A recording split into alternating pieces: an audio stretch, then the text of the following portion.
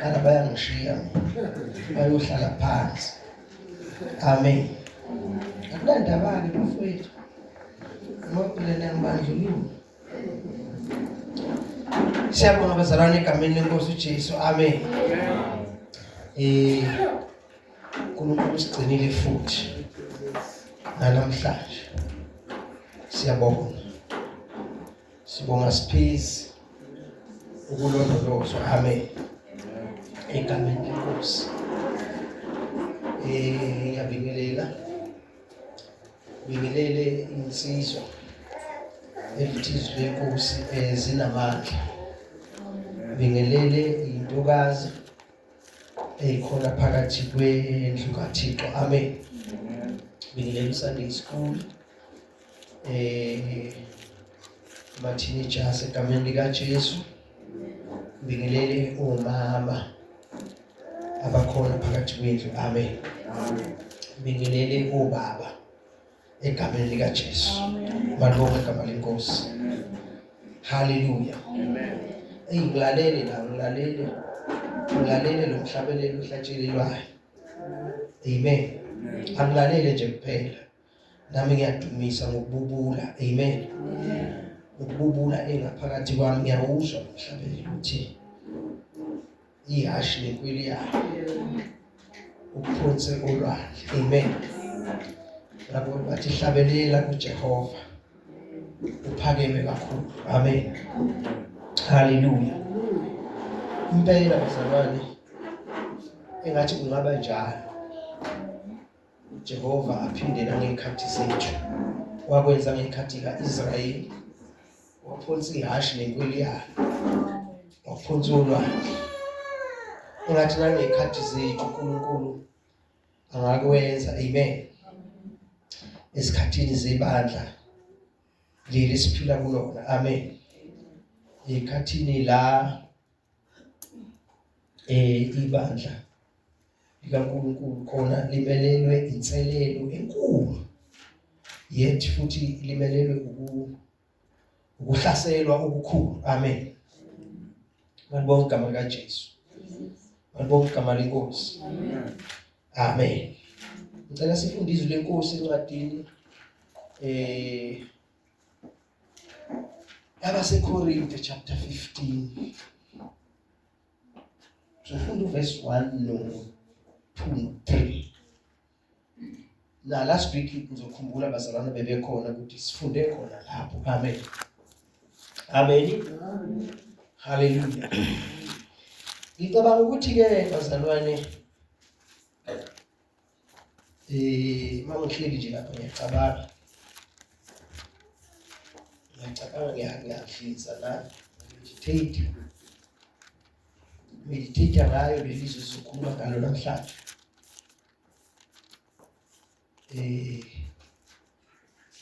Umoya wami ngiyagcizeleleka ukuthi libalulekile impela. Amen. Libaluleke kakhulu, more especially kulezi zinsuku zanamhlanje. Amen. Uma ngabe enkonzweni masiza enkonzweni masisibandleni asizi just for ukuza, kodwa siza ukuthi si-establishwe. Amen. Amen. Si-establishwe, siqiniswe, sigxiliswe endabeni yokholo esilulandelayo. Amen. Endabeni yokholo esilulandelayo egameni likaJesu. Sigxiliswe ngokuthi siqine, singanyakaziswa nje kalula. Amen. Singanyakaziswa nje kalula bazalwane. Futhi singanyakaziswa noma sekuthiwa sefike uhlobo lwezikhukhula. Amen. Amen. Ngoba kona izikhukhula zikhona sibhekene nazo. Ongakayiboni nje nongayibona akayiboni. Amen. Amen. Sengisho esiqondene nokholo lwethu. Amen. Izikhukhula eziqondene nani? Nokholo lwethu. Izwi kaNkulunkulu ke liye lathi umuntu ozwa izwi alenza ufana nendoda ihlakaniphile. Le ndoda ithi mayakha indlu iyakhe edwaleni. Yakhe kuphi? Edwaleni. Yasithi kodwa ozwa izwi angalenzi ufana nendoda eyisiwula ethi mayakha indlu iyakhe esihlabathini. Lithi-ke le ndoda ehlakaniphile mayakha indlu yakhe edwaleni, kuthi noma kufika imvula, ikhukhula, imimoya lishaya indlu, kodwa isalimile. Isalenze njani? Imile. Ingawi. Kodwa lo ozwa izwi angalenzi uzwile nje udlule kanjalo. Amen. Fana nendoda eyisiwula, indlu yayo yakhiwe nje ezeni. Uma kufika imvula, kufika imimoya, ikuwa kwayo kuba kukhulu. Amen.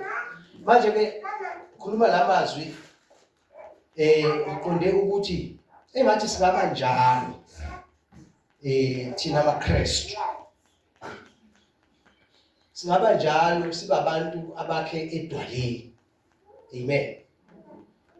Sizokwakha kanjani edwaleni? Sizokwakha ngokuthi sihlale izwini. Sihlale kokushiwo yizwi. Noma abantu sebezama kanjani, noma ngayiphi indlela to nullify nokwenza izwi likaNkulunkulu. Amen.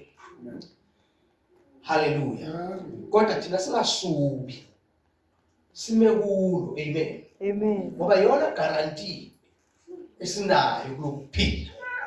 This is the only guarantee we have. Amen. Amen. Esingabambelela kuyo. Amen. Amen. Sibambelele kuyo sisale simile noma kufika luphi uhlobo lwesikhukhula. Asifundeni ke bazalwane.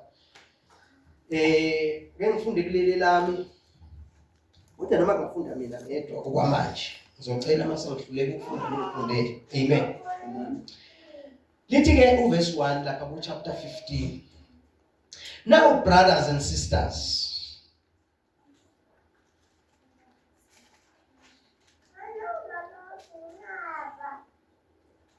I want to remind you of the gospel I preached to you, which you received, and on which you have taken your stand. Amen. Isiphinde futhi. Now brothers and sisters, I want to remind you of the gospel I preached to you, which you received and on which you have taken your stand.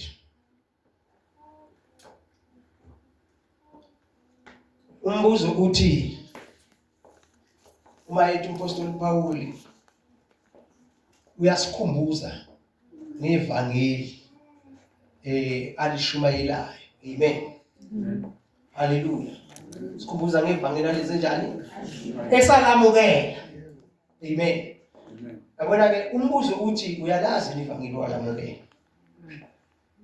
Ngoba kungenzeka ukuthi sikhunjuzwa ngevangeli kuthiwa esalamukela, wena wazi ukuthi wamukelani. Yabo, awazi ukuthi wamukelani. Khona kanye nathi phela kodwa awazi ukuthi wamukelani. Ngoba phela nakho la usethi okukulo lelo vangeli lethu we take our stand. Amen. Hallelujah. Ngifunde ngesiZulu noma khona umphethe ngesiZulu afunde sizwe ngesiZulu ukuthi ithini. Kepha bazalwane, ngiyanikhumbuza ivangeli enganishumayeza lona. Yeah. Nenalamukelayo. Yeah. Nenimikulo. Yeah, yabona ushumayeza usikhumbuza ngevangeli alishumayela. Sikhumbuza ngevangeli alishumayelayo. Salamukela. Sase simakulo. Amen. Amen. Sase simakulo. Umbuzo uthi wena ume unqili. Iliphi? Ongabuzwa nje ngempela ukuthi leli vangeli owashunyezwa lona ume kulo yiliphi? Yabona mawukwazi ukuphendula lapho ukuthi uyalazi ukuthi liyini ivangeli, iliphi ivangeli owalamukelayo, kusho ukuthi ume endaweni right. Kodwa uma ungazi kuzoba lula ukuthi bakugudluze kalula. Amen. Hallelujah. Malibonga igama lenkosi. Elakho. Oh. Ilabani. Libaluleke ngani ukuthi sizongiphazamisa? Amen. Uyakodola. Oh. Okay, ayizwa cha libalulekile. Amen bazalwane. Now, mawuhlanganisa ke lamagama nale ngoma ebihlatshelelwe. Ziningi nje ihlatsheleliwe ingoma. Enyithi sibonga iCalvary. Surprise wala sibonga iCalvary njani bona? NeGolgotha. Bazo iqalile wona. Sisimaphulu. Sibonga iCalvary. Hazi NeGolgotha sakho kubethi. Nemsebenzi opheleleyo. Ethini? Nomsebenzi opheleleyo. Lo msebenzi ophelele madoda. Le ngoma ikhuluma ngevangeli sala mukelayo. Ikhuluma ngevangeli sala mukelayo nje wethi sibonga iCalvary neGolgotha ngomsebenzi ophelele. Yabo. So ngamanye amagama kuthina uma ngabe ume kulelo vangeli ume entweni ephelele. Futhi ephelelisayo. Iyakwazi ukuphelelisa umuntu. Amen. Manje inkweli uJehova nehashi layo wafaka kuphi olwandle. Kumela ini lokho kumela ukuthi namhlanje inkweli zisesekhona. Amen. Namahashi abantu basenawo. Ihashi limele amandla abantu abazithemba ngawo. Amathemba abantu abazithemba ngawo, yabona. Khona abantu abathemba ayingqola zabo namahashi abo mabe empilo. Yabona? Bathi thina la kuleli vangeli leli bazalwane. Namhlanje bakhona abantu ababe ngokuthemba izinto abayimisele zona bona noma abamiswa kuzo. Amen. Bathemba zona, bayithemba ngalendlela yokuthi bafuna ukuthi nathi sisuke kulokho uJehova akwenzile. eCalvary naseGolgotha umsebenzi naseGolgotha okumsebenzi onjani ophelele. Amen. Hallelujah. Uverse 2 uthi ngifuna ukukanda ngamabomu. Uverse 2 uthi lapha kwabaseKorinthe, by this gospel we are saved if you hold firmly to the word I preach to you. Otherwise you have believed in vain. Nafunde ngesizulu. Nenisindiswa ngalo. Nxa nibambelela ezwini enganishumayeza lona. Uma kambe ukukholwa kwenu kungaba yize. Hayi ufundanga kahle. Fanifunda futhi kahle, bekisisa kahle futhi. Uma kambe ukukholwa kwenu kungabanga yize. Manje bazalwane ngiyasaba ngovalo. Amen. Ngiyasaba ngovalo ukuthi kungenzeka ukuthi njengoba sithi singamaKristu siyakholwa nje sibambelele endaweni errong. Yabona? So uma kunjalo singabambelelanga kwivangeli esashunyayezwa lona, ukholwa kwethu kuyize.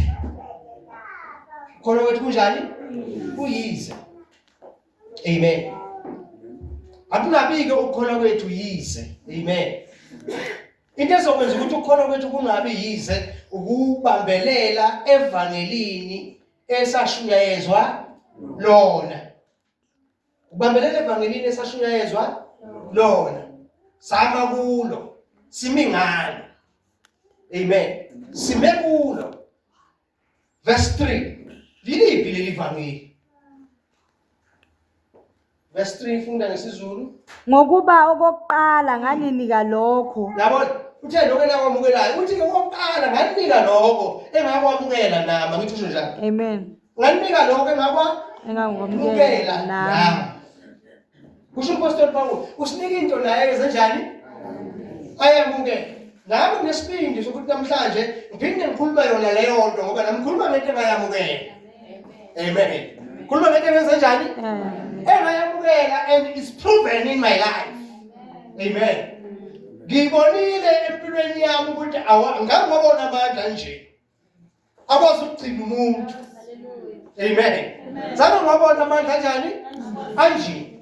Amandla angasetshenzelwa. Amandla angasetshenzelwa uzwathola. Amen. Amandla asisebenzela yona empilweni yomuntu. Ngisho ivangeli. Amen. Yilo namhlanje ngalamuka ke sizwe ukuthi iliphi leli vangeli qhubeka sisi. Lokho engakwamukela nami ukuthi uKristu wafa ngenxa yezono zethu. Ukuthi uKristu wafa ngenxa yezono zethu. So indaba enkulu esayamukela. Samukela indaba yokuthi uKristu wafa ngenxa yezono zethu. And lithe iBhayibheli ngaphambilini lesifunde khona lithe sasindiswa ngalokho. Sisindiswa ngalokho ukuthi uKristu wafa ngenxa yezono zethu. Qhubeka. Njengokwemibhalo. Njengalokho kusho umbhalo qhubeka. Nokuthi wembelwa. Nokuthi wavuswa kwabafileyo. Amen bazalwane. Amen. Hallelujah.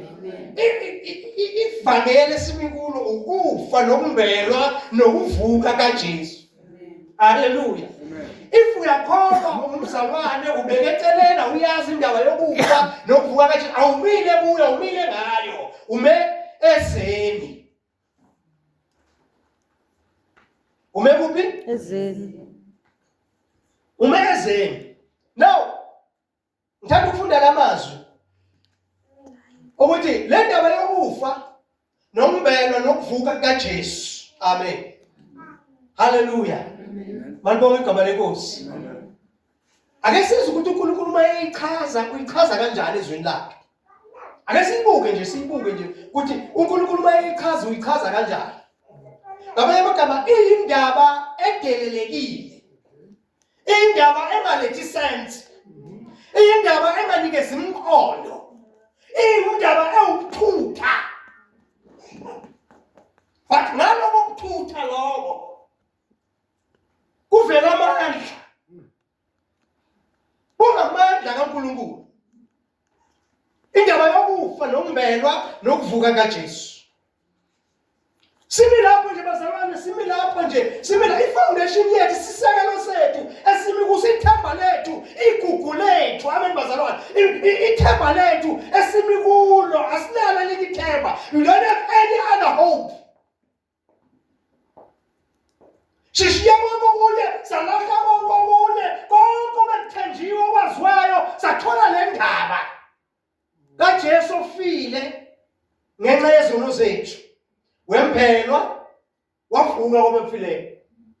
Amen. Amen. Hallelujah. Akwenza ngithanda besiyilalele la bayichaza kamnandi. Akuwe nami encwadini yabaseKorinte again, go to chapter 1 this time, chapter 2 this time. Chapter 2 this time. Ngifuna sifunde from verse 1. Uzwe ukuthi uMpostoli Paul uthi nami bazalwane ekufikeni kwami kini angifikanga ngobungcweti bokukhuluma. Uthi akafika ngani? Nobokuhlakanipha. Ngimemezela kini ubufakazi bukaNkulunkulu. Uthi ngimemezela kini nini? Ubufakazi bukaNkulunkulu. Azange akhulume kubo into ehlakaniphile bazobathi le ndoda yazi ehlakaniphile le ndoda cha singayithatha into uyayizwa khulume into edelelekile. Amen. Khuluma into edelelekile, wakhuluma indaba yomuntu ofile kuthiwa ukuthi usindisa abantu. Ufile yena. Bathi abantu uhluleka ukuyisindisa yena, ngasindisa kanjani thina ehlula ukusindisa yakhe impilo? Amen. Abese lithi ngokuba nganquma ukuthi angiyukwazi okunye phakathi kwenu kuphela uKristu loyo obethelwe esiphambanweni. Haleluya. Haleluya. Uthi nganqoma ukuthi angikwazi okunye kodwa uKristu njani obethelwe esiphamba amandla evangeli alapho abembazalwane. Last week ngizokhumbula ukuthi sikhulume ngendaba yokubethelwa kwakhe. Amen. Kuthi kwakuneminingi ukubethelwa kwakhe kwagcwaliseka imibhalo. Yaplan kaNkulunkulu ayishilo ngoJesu. Amen. Ukuthi njengoba bethelwa lapha ya esiphambanweni. Haleluya. Konke okwenzeka kuye kwenzeka kuye ngoba kwakukithi. Amen. Kwenzeka kuye kuze kungasabalelwa kithi. Amen. Haleluya. Haleluya. Kuze kungasabalelwa kithi. Angisazi ukubuyela ke kuko ngikhulume nga1 kodwa nje mawufunda Isaiah 53 from verse 1 wehle nayo yiyo yonke le into Jesu ayithatha eyayikithi. Amen. Haleluya. Amen. So ke uthi ke ngokuba usafunda khona ngokuba nganqoma ukuthi angikwazi okunye phakathi kwenu kuphela uJesu Kristu lo obethelwe esiphambanweni. Amen. Now lento ngikhuluma ngamabomu. Lentshumayelo ngihleli kuyo ngamabomu amakhulu. Because omunye uzothi mayefika athi asinamhlanje uthola ngazwe elitheni esontweni. Amen. Hallelujah. Konke okunye bazalwane esingaba lakho, konke okunye singakhuluma kulalezweni, but ifoundation yakho konke ila. Amen. Mawungaqalanga la ungadlulanga la, konke okunye kuyize lesa. Amen. Amen. Malibonga igama lenkosi. Asabe ngifuna ukufunda nje ngidlule la, ngiyafunda. Manje mina ngangikini ngobuthakathaka nangokwesaba nangokuthuthumela okukhulu. Uyabona? Uthi umpostoli Paul wangiza ngale ndaba kini, ngangize ngobuthakathaka, ngisaba nami uyiletha le ndaba. Ngangize ngobuthakathaka ngoba vele ibukeka ibuthakathaka, ibukeka ingenamandla. Ibukeka ingenamqondo, ibukeka ingalethi lutho kubantu abenzalwane. Uthi kodwa ngakhetha ukushiya konke, angizange ngokuhlakanipha, angizange ngokwazi, ngakhetha ukuthi ngizonitshela ngobani, ngoJesu obethelwe esiphambanweni. Amen. Amen. Because yini la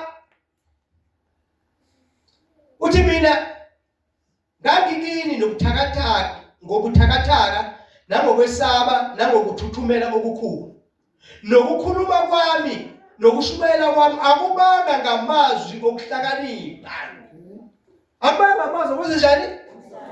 Ahungayo, kepha kwaba ngesibonakaliso sikamoya nesamandla. Ukuze ngokukholwa kwenu kungemi ngokuhlakanipha kwami, kume ngamandla kaNkulunkulu. Amen. Hallelujah. Uthi ukuze kungami ngokuhlakanipha kwakhe, akakhulumanga ngokuhlakanipha, akakhulumanga ulwazi lwakhe. Amen. Kodwa ukhulume indaba yesiphambano, ukhulume izwi kaNkulunkulu. Amen bazalwane. Ukuze konke kungami ngokuhlakanipha kwakhe. Amen. Angikubeke.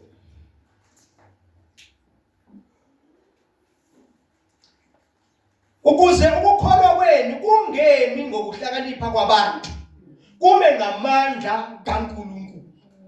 Hallelujah.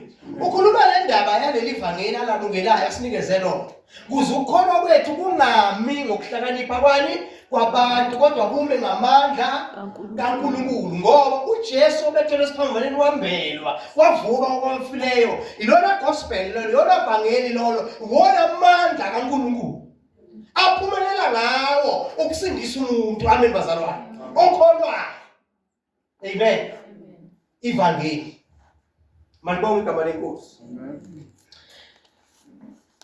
Kepha ukuhlakanipha sikukhuluma phakathi kwabapheleleyo. Ukuhlakanipha kambe okungesikho okwalesi sikhathi nokwababusi balesi sikhathi ababhubhayo. Kodwa sikhuluma ukuhlakanipha kukaNkulunkulu emfihlakalweni efihliweyo. uNkulunkulu akumisela ngaphambili kube yinkazimulo yethu kusukela kwaphakade. Amen. Malibonga igama lenkosi. Ngicela ukushiya lapha kancane.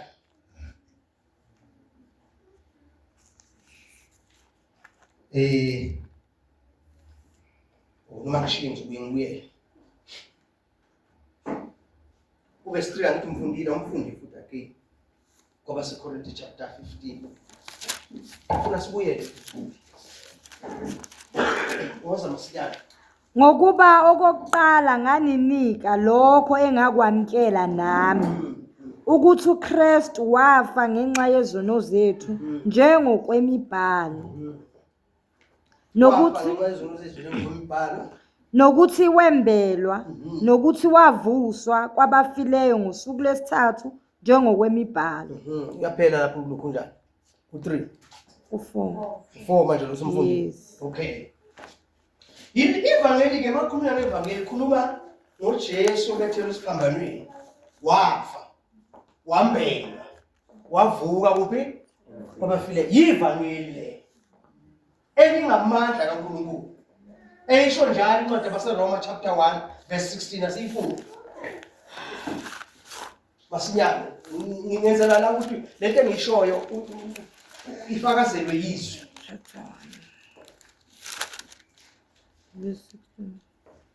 Lithi ngokuba anginamahloni ngevangeli ngokuba lingamandla kaNkulunkulu kube insindiso kulowo nalowo okholwayo. Haleluya. Kube insindiso kulowo nalowo okholwayo. Bese kuqhubeka lithi kumJuda kuqala nakumGreki. KumJuda kuqala nakumGreki. Kusho ukuthi ngabanye amagama la ivangeli linamandla kaNkulunkulu. Okusindisa yiloyo naloyo onjani okholwayo. Amen. Lisindisa umJuda likusindisa noma umGreki. Kusho ukuthi ngabanye amagama lisindisa abaJuda nabo babe nendlela yabo uNkulunkulu ayibanikeza yona yokumkhonza, but manje uNkulunkulu usemisa indlela entsha yokuthi bonke abantu bazoza ngayo kuye. Amen. Haleluya. Indlela yevangeli amen bazalwane. Ukuthi noma ngabe umJuda noma ngabe umGreki, njobe eqala ukuthi kumJuda kuqala bese kuba noma umGreki kumele abezizwe noma uwesiphi isizwe. Uma ngabe ungesiwa kwaIsrael noma kwaJuda, so nakuwe leli vangeli bawukholwa linamandla okukusindisa. Amen. So ivangeli yini ivangeli la? Ivangeli indaba ethokozisayo. Good news. Amen. Ukuthi ethokozisayo ukuthi icala lisusiwe kithi. Indaba ethokozisayo ukuthi konke okumphumela yesono obesempilweni yethu. Amen. Sakunendaba ethokozisayo ukuthi manje sasithethelelwe. Amen. Umnikelo uNkulunkulu ulethile okhokha icala lethu. Lo mnikelo unguJesu. Amen. Hallelujah. Hallelujah. So indaba ethokozisayo leyo ukuthi manje sokumele ungahamba ukhululekile. Isono sahlukanisa umuntu noNkulunkulu. Kodwa uJesu sohlanganisa umuntu nobani noNkulunkulu. Ngokuthi akhokhe icala lethu. Amen. Akhokhe icala lethu. Athathe ububi bethu. Athathe ubuthakathaka bethu bonke abeni bazalwane. Athathe ukwehluleka kwethu abeni bazalwane. Konke obekukhona ngenxa yesono esenzeke emini yase-Eden. Konke uJesu uyakurivesa ngoba kuthathwe ulesikhathi lapha esiphambanweni ashaywa bekashaywa esikhundleni sethu. Amen. Hallelujah. Ukuze thina uphanishiwe yena ukuze singasaphanishwa thina. Igama lenkosi malibonga. Amen.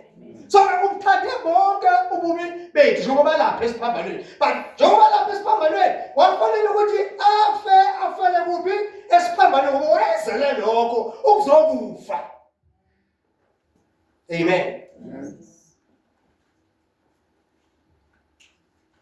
Malibonga igama lenkosi. Uzele lokho. Now ufuna sibuke la le ndaba yokufa. nokumbelwa nokuvuka kukaJesu. Siyibuke ngezwi lenkosi. Lithi lapha ku verse 20 chapter 1 manje baseKorinti. Siphi isazi? Uphi umbhali na? Uphi umphikiswa lesisikhathi na? uNkulunkulu kakwenzanga kube yize ukuhlakanipha kwalelizwe na. Amen. Ngokuba njengalokho ekuhlakanipheni kukaNkulunkulu izwe alimazanga uNkulunkulu. Ngokuhlakanipha kwalo kwaba kuhle kuNkulunkulu kusindisa abakholwayo ngobuwula bentshumayelo. Ngokuba abaJuda babiza izibonakaliso namaGriki afuna izibonakaliso. Ngokuba abaJuda babiza izibonakaliso namaGriki afuna ukuhlakanipha. Haleluya. Kepha thina sishumayela uKristu obethelwe esiphambanweni. Haleluya. Haleluya. Abantu bafuna into zokuthi bayikhuluma bathi yeah this makes sense. Yakithi nantsonke into lethu umqondo. Amen. Haleluya. AmaGriki batafuna ukuhlakanipha bathi amaJuda afuna izibonakaliso. Amen. Bathi thina njengamaKristu asihambe ngezibonakaliso. Amen bazalwane. Sihamba ngobuwula bentshumayelo kaJesu Kristu obethelwe kuphi esiphambanweni. Okungamandla kaNkulunkulu ukusave, okusisindisa, okusikhulula. Amen bazalwane. Okusithula imithwalo, okusiphilisa. Amen bazalwane. Okuletha ubudlelwano phakathi kwethu nobani? noNkulunkulu. Ubuwula bentshumayelo. Intshumayelo ukuthi uJesu obethelwe kuphi esiphambanweni. Asifunde futhi verse 21. Ngokuba njengalokho ekuhlakanipheni kukaNkulunkulu izwe alimazanga uNkulunkulu. Ekuhlakanipheni kabani? Izwe lezenjani? Why lisho njalo iBhayibheli? Lithi ekuhlakanipheni kukaNkulunkulu izwe alimazanga ngoba uNkulunkulu uthatha izinto ezigelelekile. Amen. Uthatha into engalethi sense engalethi umqondo. Amen. Ukuhlakanipha kwakhe. Amen. uJesu obethelwe esiphambanweni ukuhlakanipha. Laba abantu abayibonile namqondo ingenalutho yiko lithi ekuhlakanipheni kukaNkulunkulu izwe alimazanga ngoba izwe olutshela ngoJesu obethelwe esiphambanweni. Waphela. Wavuka kwabafileyo. Siseza kuya kwavuka abafileyo. But ngiseza la step by step. Amen. Hallelujah. Abantu bamangala, does this make sense? Iletha muphi umqondo le? Abantu bafuna into ozothi uma ikhuluma bona ukuthi yabona ekhaya. Chithini. Bakhona abashumayela manje babizwa ngengcitha umqoqo. Ngengcitha umqoqo because bathatha igangeni balahale bagijimisa ukuhlakanipha. Bashumayela wisdom yabo. Baphika uJesu ovukile, olibethelwe esiphambanweni, wafa, wambelwa, wavuka. Namhlanje bayamphika. Bahambisa ukuhlakanipha kwabo kuphi? Phambili. Amen. Qhubeka. Kepha thina sishumayela uKristu obethelwe kuphi esiphambanweni. Isikhubekiso kubaJuda, ubuwula kubo abezizwe. Yezwa-ke ukuthi abantu babuka, abaJuda babuka le ndaba kaJesu yini? Isikhubekiso. Isikhubekiso kanjani baJuda? Isikhubekiso ngokuthi utshela abaJuda ukuthi uJesu lo enimethele uyena Mesaya wenu. Bayakhubeka. Angazi umethwa yini? Bayakhubeka bafuna ukuyizwa indaba ukuthi babevele bazi ukuthi uNkulunkulu bathembisa umsindisi, bathembisa uMesiya, but uye noba benzenjani abambulele. So ukukhuluma ngaye uthi uyena umsindisi loyo othunywe lo enimbulele. Amen bazalwane. So bayakhubeka bafuna ukuyizwa leyo. Ngoba wabulawa yibo bamnikela ukuthi abulale. So ukukhuluma ngoJesu bayakhubeka. Bese lithi amaGriki uthi lifunde futhi again. Lithi kepha thina sishumayela uKristu obethelwe esiphambanweni. Isikhubekiso kubaJuda, ubuwula kubo abezizwe. Yabo? Kwabanye abantu nje bezizwe babuka nje into engalethi sense. Awuka into yobuwula ukuthi hayi uyazi labantu amakhanda abo ngathi abathathi kahle. Bathi kanjani abantu abathathi kahle? Awukawe umuntu obethelwe esiphambanweni. ofile babethela esiphambanweni akasindisa impilo yabo. Kubula bathi uNkulunkulu kumhlakanipha kwakhe abangazange baqonde abahlakaniphileyo bakuleli lizwe. Amen. Lokubula ngoba uNkulunkulu uthatha izinto ayidelelekile achitha izinto ezibonakala zinjani zihlakaniphile. Kodwa sifunde izwi lenkosi lizoyisho. Kepha kuba bezizwe abaJuda namaGreki sishumayela uKristu amandla kaNkulunkulu. Lithini? Kepha kuba ababiziweyo, kepha kuba ababiziweyo abaJuda namaGreki sishumayela uKristu amandla kaNkulunkulu nokuhlakanipha kukaNkulunkulu. Amen bazalwane. Kuba ababiziweyo amaJuda namaGreki ababiziweyo kusho ukuthi abathe babeshumayezwa balizwa leli lizwe sishumayela ukuhlakanipha kukaNkulunkulu nani namandla kaNkulunkulu.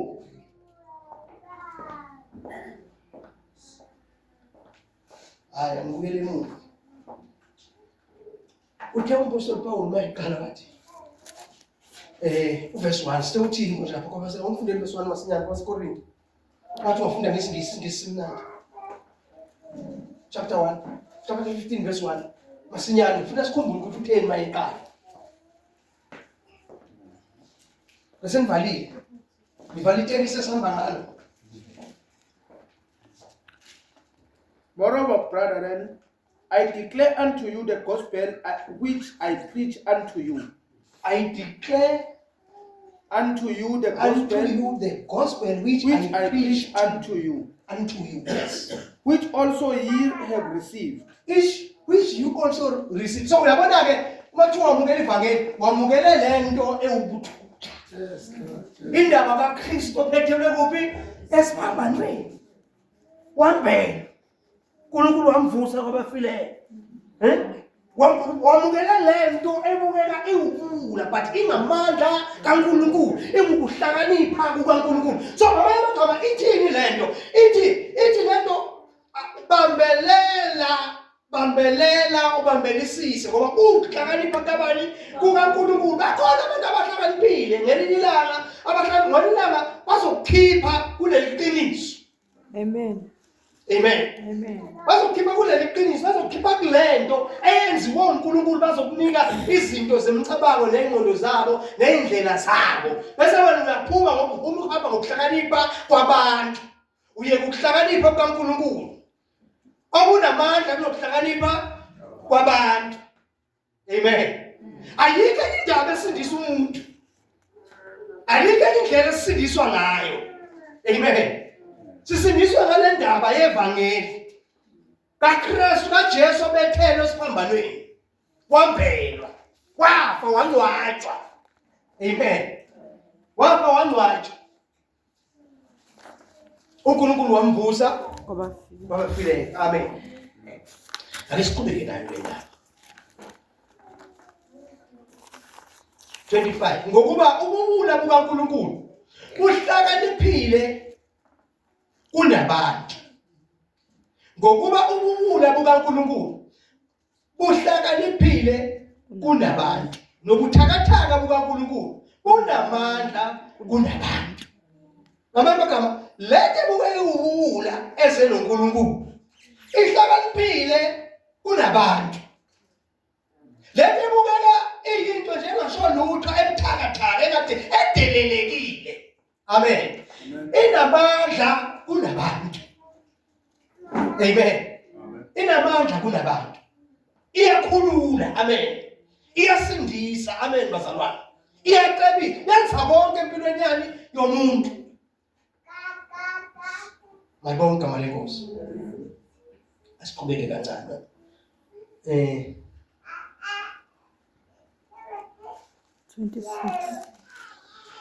U26 ngokuba bhekani ukubizwa kwenu bazalwane.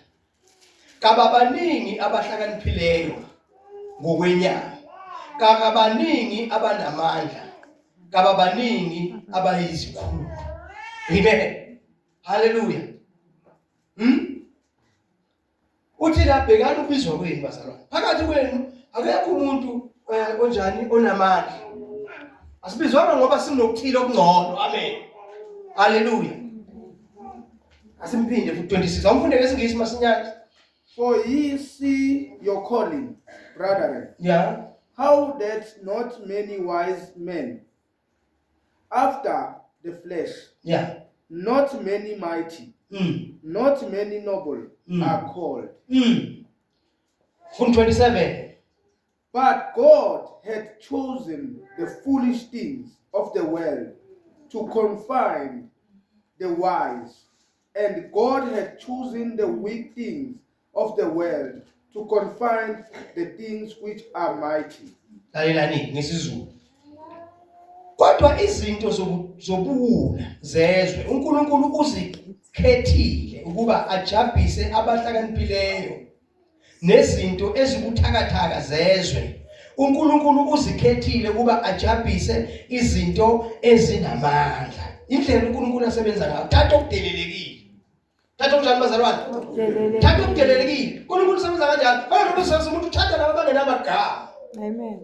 Fanele uNkulunkulu asebenzise umuntu ongayanga esikoleni ongazilutho. Amen. But amsebenzisa abantu abafundile abayile esikoleni abana degree, abantu abamasters abanayo yonke into, wamangala ukuthi hayibo. Ngoba lona siyamazi ukuthi ungumfunda nje. Siyamazi ukuthi akayanga ndawo, akayanga nasesikoleni. Bazokodwa mawukhuluma ukuthi ukhuluma ukuhlakanipha ngoba awukhuluma ingqondo yakho, ukhuluma izwi likaNkulunkulu. Ukhuluma umqondo kabani? kaNkulunkulu. Amen. Hallelujah. uNkulunkulu usebenziseke le ndaba yevangeli esho yini? Ukufa nokumbela nokuvuka kaJesu Kristu. Iqalile kuphi? Esiphambanweni. Amen. Hallelujah. Ake sibeke kahle bazalwane. Ngoba siyafundisa into enhlonhlo ngokufundisa. Amen.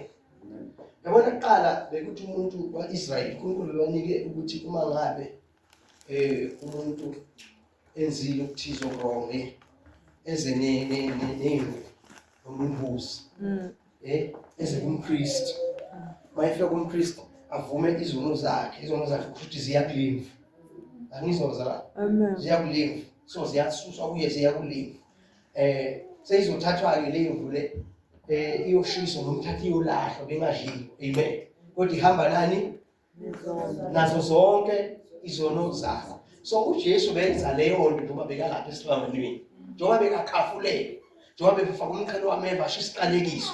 Yonke lento njengoba bekashaya hubha lapha 39 stripes ngokwaIsrael.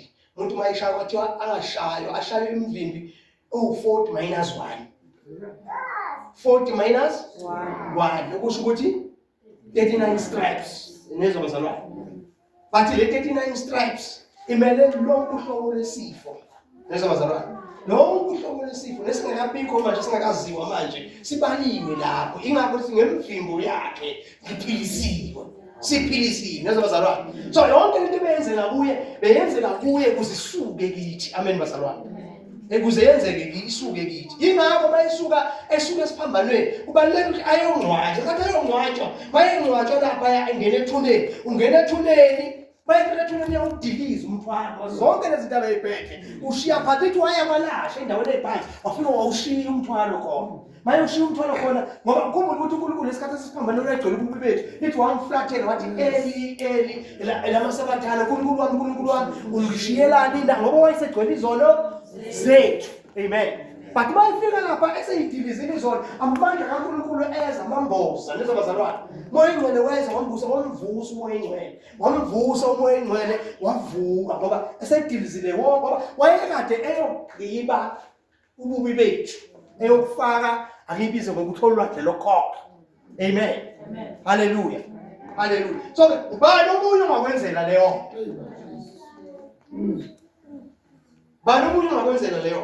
Now if we understand indaba yevangeli awuyizwa ichazwa kanje ushunyayezwa kuphela. Kulula ukusuka kuyo ngoba ujoyine nje iclub uyibonayo, ujoyine nje organization yesonto uyibonayo but ongazi ukuthi iminingi yalaba bantu yini abahlanganisile, yini umgogodla noma yini ifoundation yento abakhele phezulu kwayo. Angithi iBhayibheli lithi umuntu akha indlu uJehova engayakhi wakhela ize. Amen. Nomuntu ozama ukwakha impilo yakhe, uJehova engayakhi uyakhela ize. uJehova mayakhe impilo yomuntu indlela akha ngayo-ke uJesu obethelwe esiphambanweni wafa wemphelwa uNkulunkulu wamvusa kwabafileyo. Uma wakha kanjalo impilo yakho uyakhela la wakha noJehova. Amen bazalwane. Wakha nobani? noJehova. Akho bad elingakubamba, akho siqalekiso singasebenza kuwe, akho sifo ongathiwa lesi is incurable kuwe. Amen.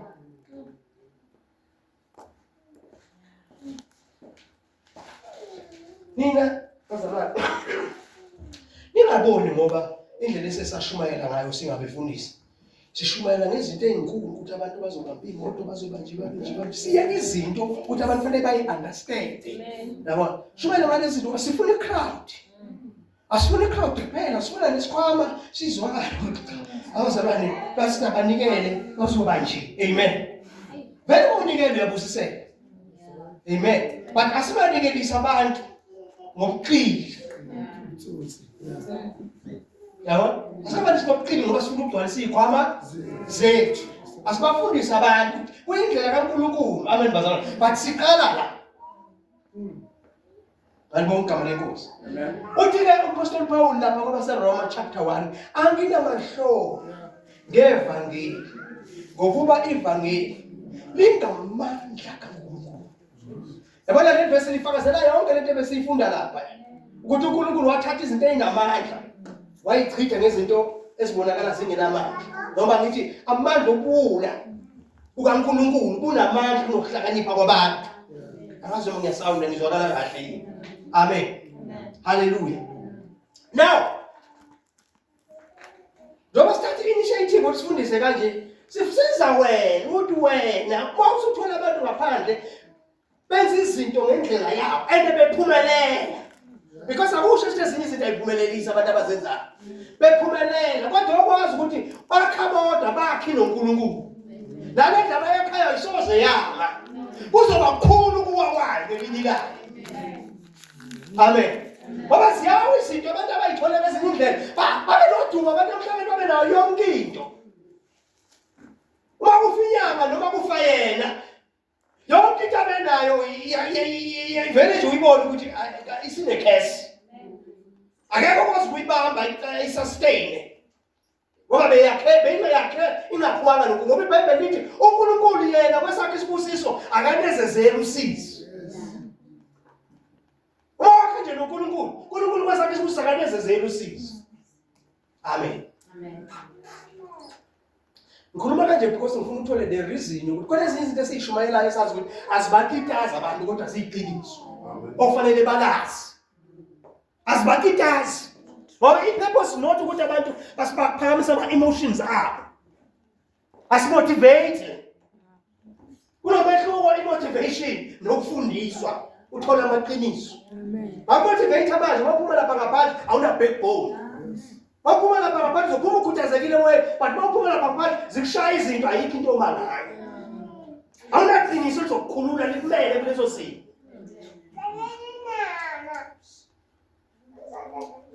Ngizama ukuthi nawe ongazi ukuthi wayeshumayela kanje. Omunye uzothi hayi mina akavuthi thina sifuna umuntu ovuthayo. Yabo? Umuntu kusiza ngani ukuvutha kwami ngibonakala kuwe mina amandla phela. Usale wena ungakhekanga ungakwazi ukuthola into ozoma ngayo wena self. Hallelujah. Amen. Amen. Ufuna ukubona isikhathi.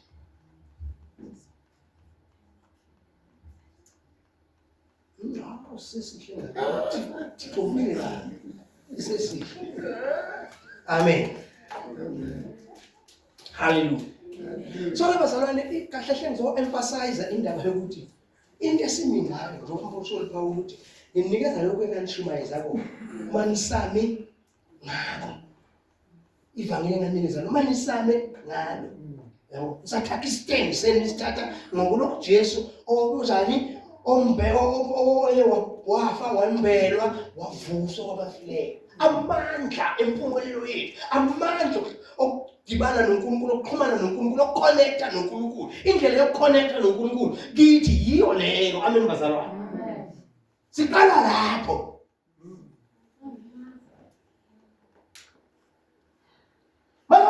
lokhohlwa ukuthi ungene kanjani kuloko khona awuhambisi phambili awubeki phezulu awenzi kube igugu ukuthi indaba ingoJesu wafa ngenxa yezono zakho wambelwa uNkulunkulu wamvusa kwabafileyo manje asusa uJesu wafa kuyo yonke lento asusa indaba yebandla namandla kaNkulunkulu ayikho nasebandleni awasebenzi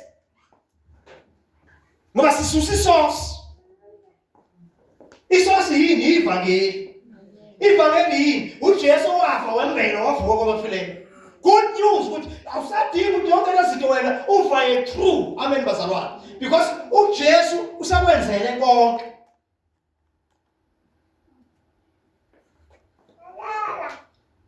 hallelujah angazi noma kuyakuzwa la ndikwenza ngokugcizelela angisili igakho la ngiphethe khona vele angizanga ngobugakho angizanga nani ngobugakho khona ukuthi bayilalela khona abantu abahlaniphile nje ngengqondo abahlaniphile nje bahlaniphile laba bayibuyisa yonke lento ayifunde nje ayibuyisa yonke ngendlela eright yabona bathola ayibuyisa but akayamukelile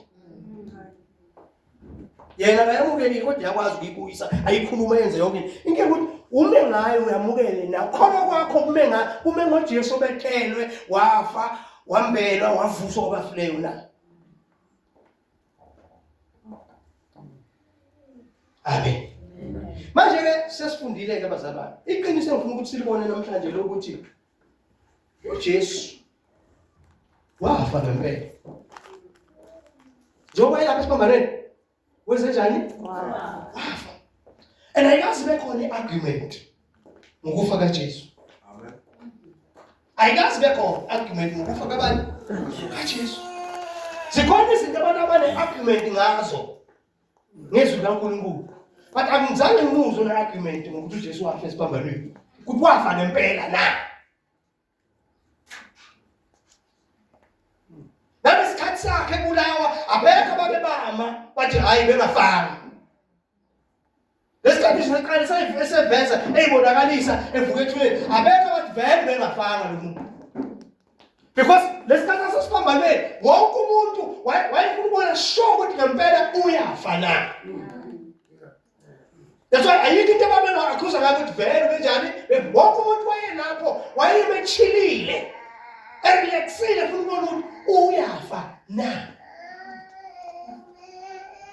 manje ake sibukeke izinto ezisinikeza isiqiniseko sokuthi ngempela wafa uJesu esiphambanweni amen ngibhalile la kuze ngikwazi la ukuyilandelanisa amen okokuqala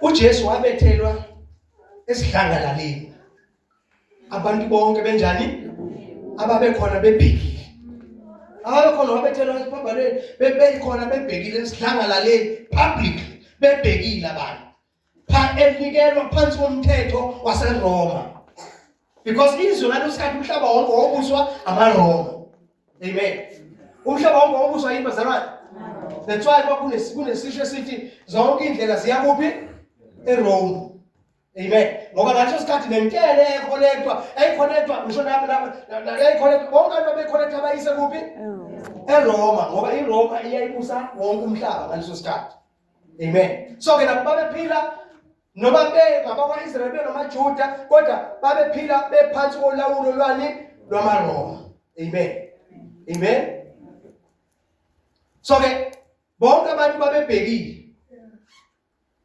bembona enze njani ebethelwe esidlangalaleni okwesibili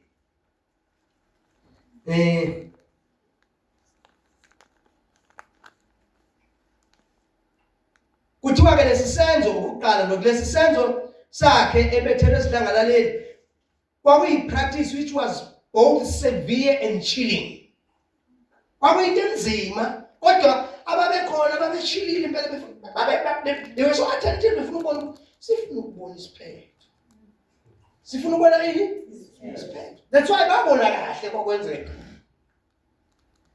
babefuna ukubona isiphetho siqhubeke thiwa lapho kwakukhona amasotsha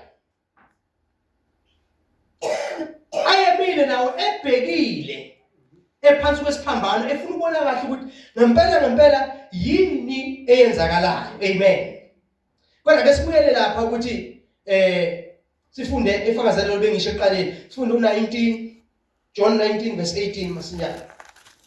John 19 verse 18. Ngoka John. Sizama nje ukusheshsha sofunda amavesi manje afakazela into engisho. Bese siyafunda ukuthi kunjalo la. Where they crucified him, and two other with him Yeah. on either side. Yeah. One, and Jesus is the midst. Yeah. In the midst, yes. Bambethela khona nabanye ababili kanye naye ngalapha nangalapha uJesu ephakathi. Njengoba sengichazileke ukuthi wayebethelwa okuyinto eyenzeka public akusinto eyenzeka esithe. Amen. Hallelujah. Bese ufunda uverse 27 chapter 27 verse 36 okungukuthi lamasotsha ekhona lapho aye observe carefully engaphansi kwesiphambano ukuthi yini eyenzakalayo. John chapter 27 verse 36. Matthew 27 verse 36 and Matthew 27 verse 54. Sivulela amavesi amabili. Matthew 27 verse 36 and Matthew 27 verse 54. Besiqale ngaleli ka Matthew 27 verse 36 sizwe ukuthi bathini. And sitting down, they watched him there. Yeah. And sitting down they watch him there. Amasotsha la. Kwakhona lamasotsha ayiqaphile ebheki ukuthi yonke into yenzeka njengohlelo njengoba kuhleli ukufanele yenze njani yenzeke na. 27:54. Now, when the centurion and they were sit with him, watching Jesus, saw the earthquake and those things that were done, they feared greatly, saying, "Truly, this was the Son of God." Ofike ngesizulu. Kepha induna yekhulu nababenayo balinde uJesu sebebona ukuzamazama nalokho okwenzekileyo basaba kakhulu bathi nempela lo ubeyindodana kaNkulunkulu. Lokhu isizathu sokuthi why babengakwazi ukuphika ukuthi ngempela uJesu wenzenjani ufile la. Yabona? Lento eyihlalele ifuwa. Lento yenzeka ufuna ukubonakala isiphethe ukuthi uyafa ngempela enigcinile. Yabona? All right.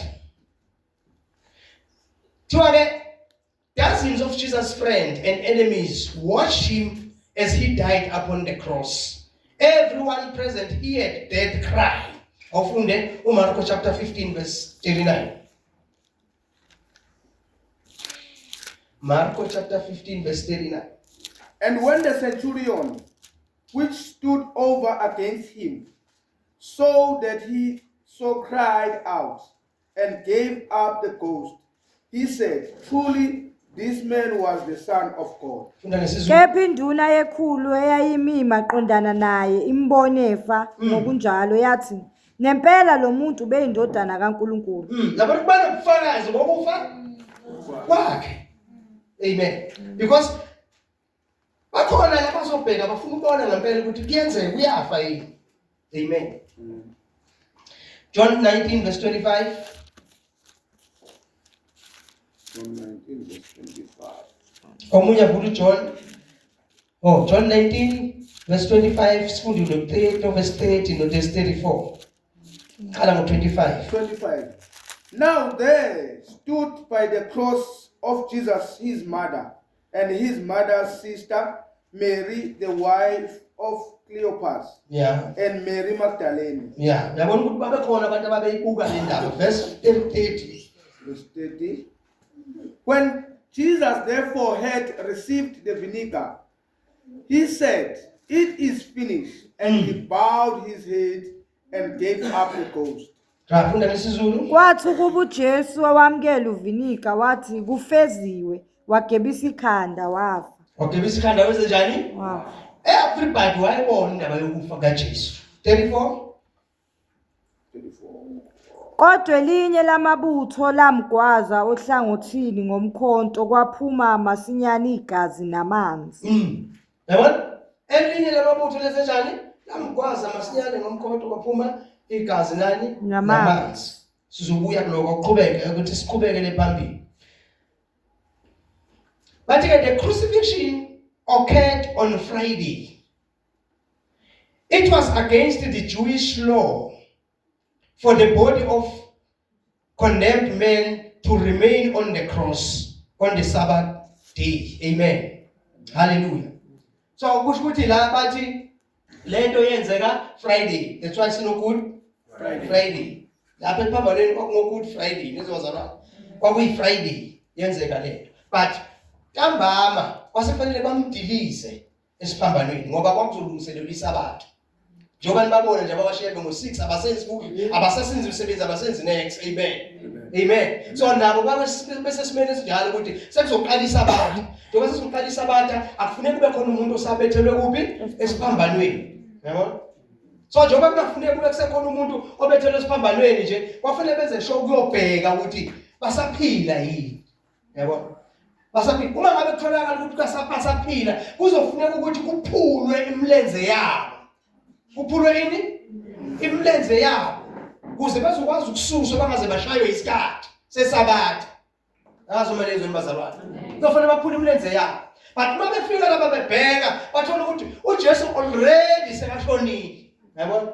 Sekashonile already. Yabona? Azange ke besayiphula ini eyakhe imilenze. Sizozwa kodwa masiqhubeka ngoba vele kwakulotshiwe ukuthi angeke azame kuphulwe ngisho nelilodwa ithambo lakhe. Kuyakenzeki. Azame kuphulwe ngisho nelilodwa ithambo lakhe. Sizofika kodwa kuleyo. Amen. Hallelujah. So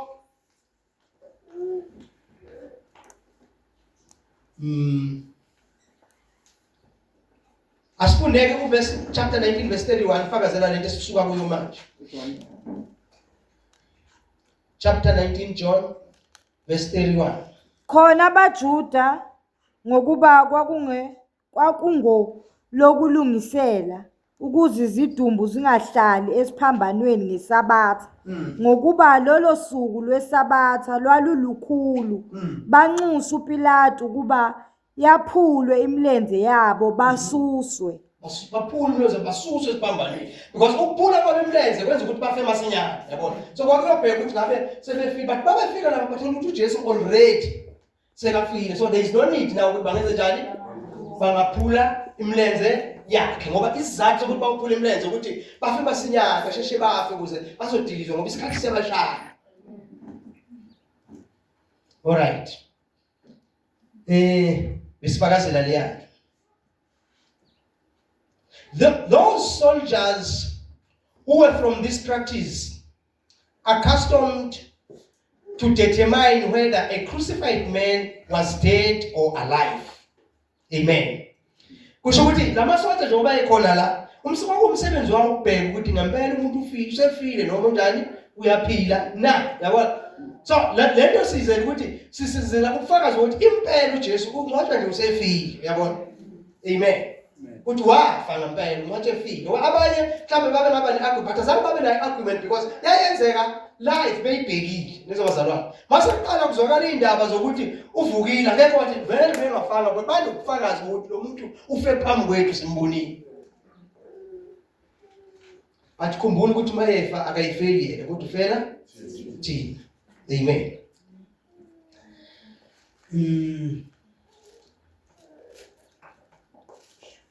Sitekela, these soldiers who were from this practice, accustomed to determine whether a crucified man was dead or alive, immediately recognizing that Jesus was dead, so they did not break his flesh.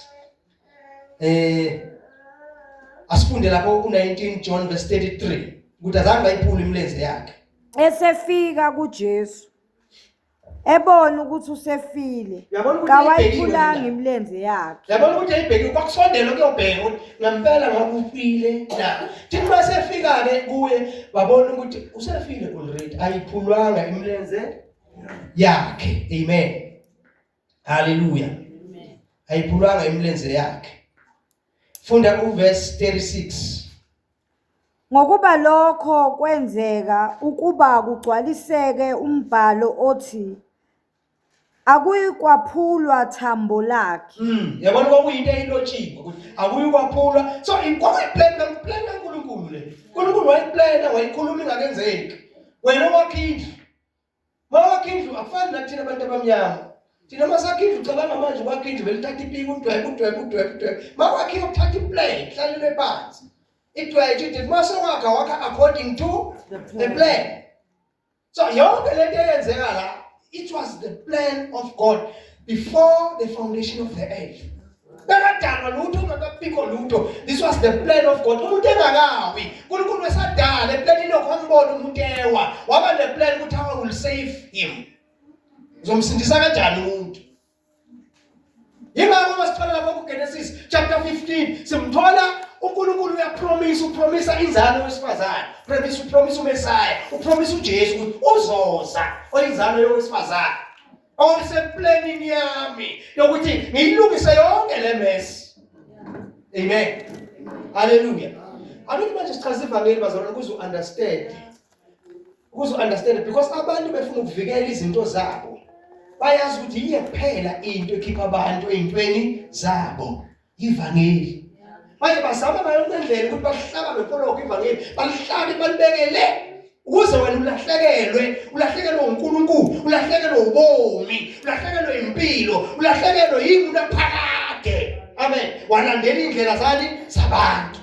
But uNkulunkulu wenza ukuthi unaphakade lwakho, unaphakade lakho uzoliphila, ungalahlekelani naye. Ngoba wonke umuntu okholwayo nongakholwa unephakade lakhe. Umehluko ukuthi wena uzoliphila phela iphakade. Lisesihogweni noma lisezulwini.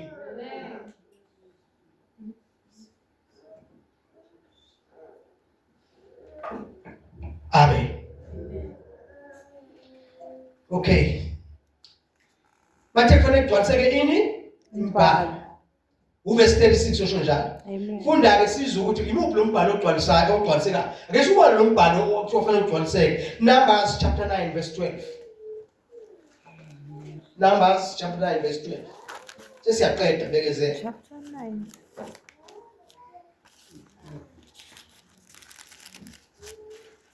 They shall leave none of it unto the morning, nor break any bone of it, according to all the ordinances of the Passover. Abayokushiya lutho kuze kube sekuseni.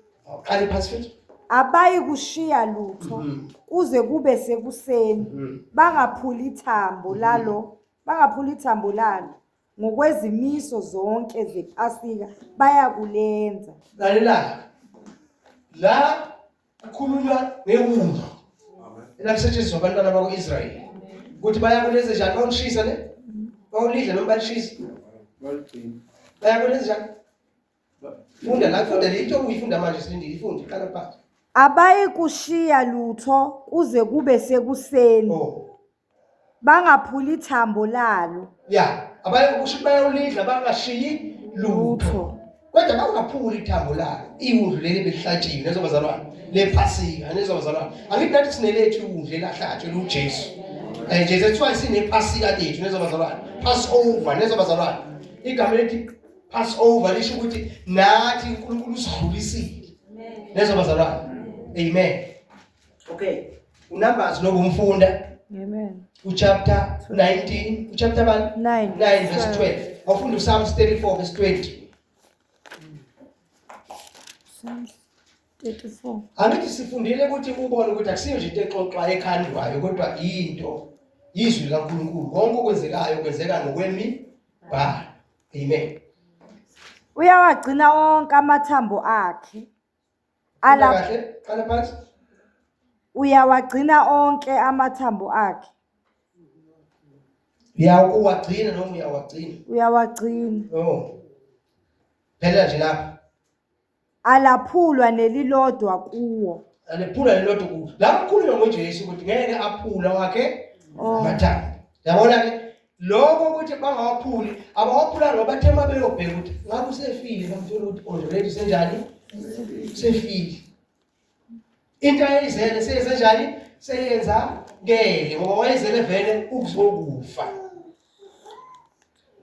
Bese sithi lapha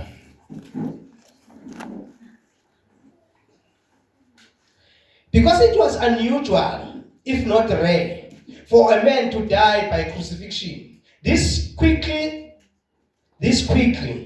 and to be double sure Jesus was dead, emphatic steps were taken. Ngoba kwakuyinto engajwayelekile ukuthi umuntu afe ngokusheshsha ungaka ngokubethelwa esiphambanweni. Kusho ukuthi kwenziwa sure kufanele kuchekisiswe ukuthi ufe ngempela na, yabona? So kusho ukuthi ke sinesiqiniseko manje ukuthi uJesu wenze njani wafa. Akazi kube khona argument ngaloko, but into engikhuluma, sikhulume namhlanje lezo bazalwane ukuthi abantu bazoqhamuka ilanga bethi akafani uJesu basho bacima kwakufubani. Basebenzisa amagama abawalethayo manje kwakubani. Amen.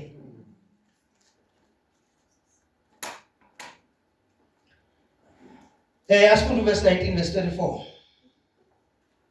John.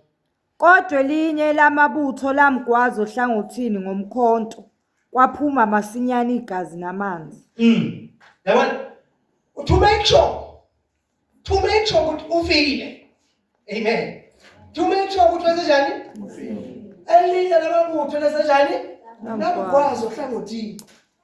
Kanti akazi mgwaza ohlangothini lemulani kufuneka legazi nalamanzi. Kufuneka legazi elibhadala icala lethu nezobazalwane. Hallelujah. Funeka legazi elibhadala icala lethu ngoba akekho omunye oyengakhokha icala lethu. Amen. Ngibonga igama lenkosi. Amen. Bese lithi ke lapha